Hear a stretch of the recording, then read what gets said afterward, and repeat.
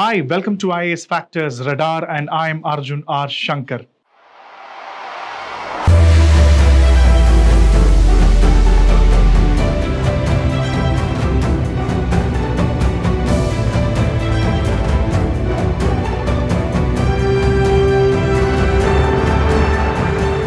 Association of Southeast Nations, ASEAN, is now in the news because they have added a new member.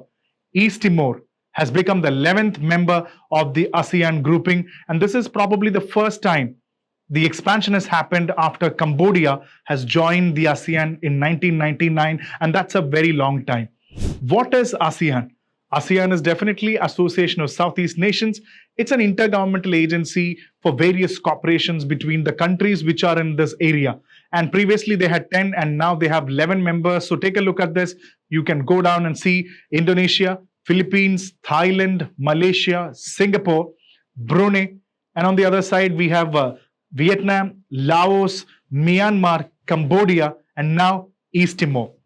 So this video is basically to give you an idea about this country called East Timor. And how many of you have really heard about this country called East Timor? It's one of the most poorest countries in the world right now, with a less population, but still struggling to come out after a long, almost 400 years of colonial exploitation, both by Portuguese people and later on by the Indonesians. So they have a 400 plus years of struggle and they are coming forward.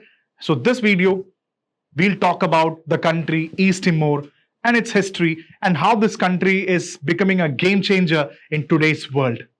Nobody can teach us what a colonial oppression is all about, because Indians exactly know what a colonial exploitation is all about, because we were under the European rule for a pretty long time. East Timor was also under the European power or the European colonial exploitation, but this time they were under the rule of Portuguese people. And this started in the 16th century. To be more precise, everything started in 1515. So you can almost draw a close narrative with a Portuguese rule in India when Vasco da Gama came in India. That was that time when Portuguese people started controlling the East Timor region. A lot of traders, Portuguese traders and missionaries started to settle down in East Timor, and many of them started controlling the resources of East Timor, and that time the most popular thing was the sandalwood trees. Everybody started controlling this trade. So Portuguese people ruled East Timor for more than 400 years. That's a very, very long time, and probably one of the oldest colonies in Asia was East Timor under Portuguese people. So obviously Catholicism was spreading, and that's why we have more than 95% of the population of East Timor. They're all Catholic people. But things really changed during the Second World War. In 1942 to 45, you can see the Japanese people came down here and they started asserting control over East Timor, and they conquered East Timor.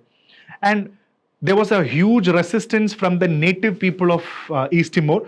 There was a lot of death, lot of destruction, a lot of people lost their life, a lot of people were mercilessly killed during this time. But when the war faded off, after the Second War faded off, Japanese people had to retreat and Portuguese people reasserted the control over East Timor. 1975 to 1999 was the decolonization time for East Timor, because Portuguese was losing their power, because there was a big revolution happening in Portugal. That was the 1974 Carnation Revolution. Most of the overseas territories that Portuguese people controlled across the world, all of them were getting decolonized.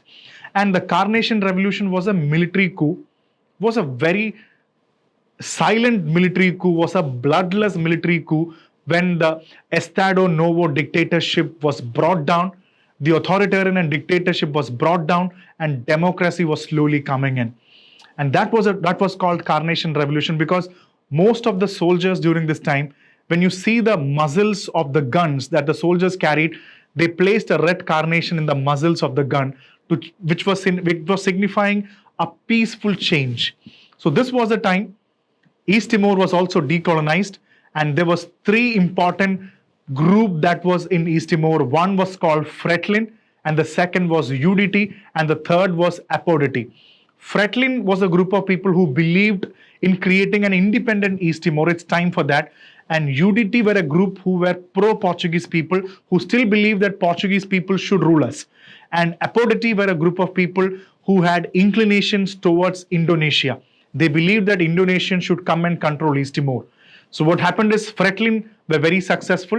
In 1975, they launched the Democratic Independent Republic of East Timor. They celebrated independence. But within 9 days, what happened is, within 9 days, Indonesia conquered East Timor by the pretext that communism was strongly spreading in East Timor, and it is very important that we should conquer it. Indonesia conquered East Timor.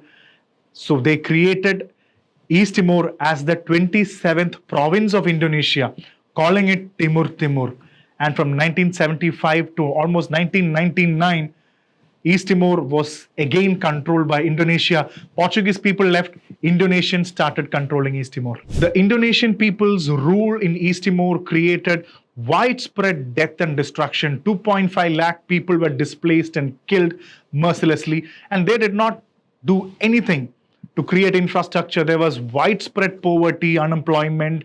That was a time when the local people of the East Timor, they started to raise voice against the Indonesians, and the most notable voices were Bishop Carlos Belo and Jose Ramos Horta, who later on became the president of East Timor.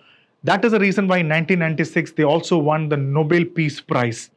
But things changed in 1998. There was a big change happening in Indonesian government, and a UN referendum came. The people of East Timor got an opportunity to decide whether they wanted independence or not. More than 79% of the people of East Timor voted in that, and they all wanted a free, independent country.